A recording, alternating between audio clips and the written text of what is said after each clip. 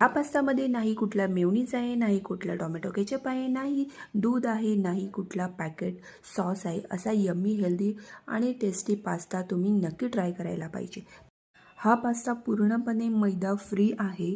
So ह्यात आपण कुठलाही मैदा वगैरे वापरलेला नाही आहे, नाही दूध.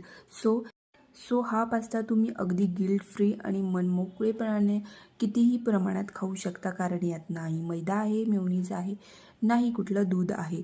सो हा पास्ता बनवण्यासाठी मी इथे भांडं घेतलं आहे. त्यामध्ये थोडंसं मीठ आणि थोडंसं तेल घालून पाणी उकळून घेतलं आहे. पाणी उकळल्यानंतर इथे मी होम शेफचं व्हीट पास्ता घातला आहे आणि त्याला 5 ते 10 मिनटं उकळण्यासाठी ठेवलं आहे. आणि इथे मी मटार, कांदा, टोमॅटो बारीक चिरून घेतले आहे आणि इथे काजूची मी पेस्ट करून घेत आहे.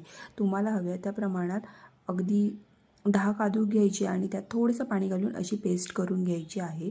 आणि इथे बघा, पूर्णपणे पास्ता बॉईल तुम्हाला छान शिजवून घ्यायचा आहे, अगदी सॉफ्ट. आणि इथे रेडी झालेला आहे आपला पास्ता.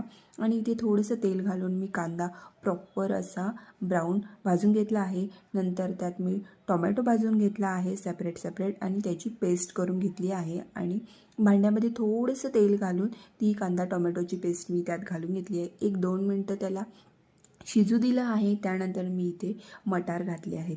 मटार आणि पेस्ट दोन्ही छान शिजल्यावर 5 मिनिटांनी आपल्याला हा मसाला त्यात घालायचा आहे, मॅगी मसाला.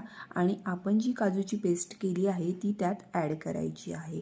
संपूर्ण मसाला आणि यात थोडंसं मीठ, पनीर टिक्का मसाला आणि थोडीशी चटणी घालायची. सर्व शिजून घ्यायचं आहे. 5 ते 10 मिनिटांनी आपल्याला यात पास्ता ॲड करायचा आहे. तो संपूर्णपणे मिक्स करून घ्यायचा आहे आणि थोडंसं गरम पाणी घ्यायचं आहे आणि त्यात तुम्हाला घालायचं आहे, कारण हा पास्ता थोडासा थिक होतो.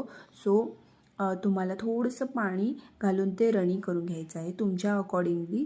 तुम्हाला जर थिक आवडत असेल तर ठीक आहे. आणि इथे आपला पास्ता अगदी रेडी आहे. असा यम्मी आणि गिल्ट फ्री पास्ता खायला कोणाला नाही आवडणार.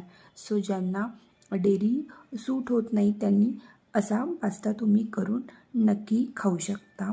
सो लेट्स बघू आपण कसा झाला आहे. अगदी खूप छान. आणि ही रेसिपी मी स्वतः बनवली आहे. सो नक्की ट्राय करून मला कमेंट करून सांगा. Thanks for watching. बाय.